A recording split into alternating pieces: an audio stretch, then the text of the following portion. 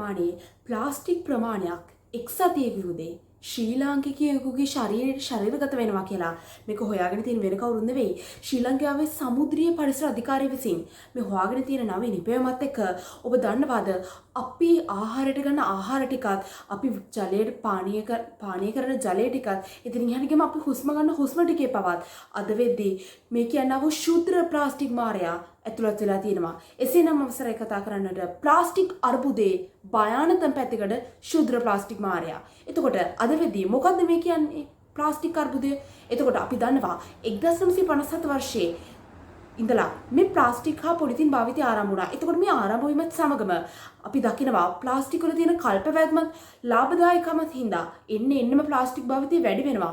සුපිරි වෙළඳ සැල් ටිකේ ප්ලාස්ටික් භාවිතය පොලිතින් භාවිතය වැඩි කරාට පස්සේ එන්න ලෝකයේ දියුණු වීමත් සමග මේ කියනා වූ ප්ලාස්ටික් පොලිතින් භාවිතය අර්බුදයක් කරා යනවා. මොකද මේ කියනා වූ ප්ලාස්ටික් ටික පොලිතින් ටික පරිසරයට මුදාහැරියට පස්සේ ඇතිවන අහිතකර බලපෑම් කියලා නිම කරන්න බෑ. එතකොට මේ වගේ ප්ලාස්ටික් අර්බුදයක භයානකම පැතිකඩ විදියට ඇයි අපි මේ ශුද්‍ර ප්ලාස්ටික් මාරයව හඳුන්වන්නේ?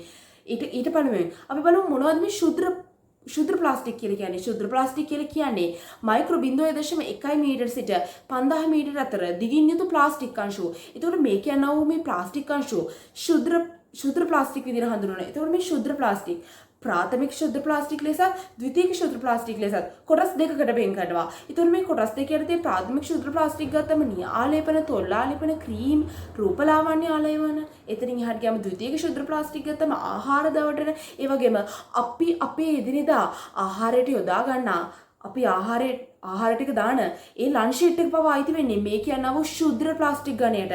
එතකොට අන්න එවන් වූ අවස්ථාවක ඉඳගෙන කතා කරන්නේ.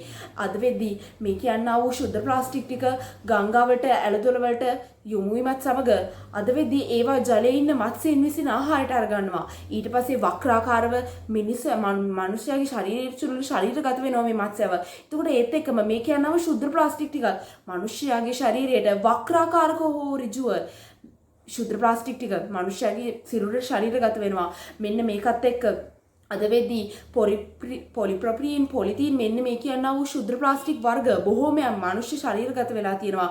අද ඒ හින්දා හෘදයාබාධ, දියවැඩියාව, එතනින් එහාට ගියාම පුරස්ති ග්‍රන්ථ පිළිකා, පීරු පිළිකා මෙන්න මේ වගේ වූ විවිධ වූ ලෙඩ රෝග, බෝ නොවන ලෙඩ රෝග අද වෙද්දී අපි මේ සමාජයේ එන්න වැඩි වෙලා පවතිනවා. මොකද ඒකට ප්‍රධානම හේතුව වෙලා තියෙන්නේ මේ කියනවා ශුද්ධ ප්ලාස්ටික් මාරයා.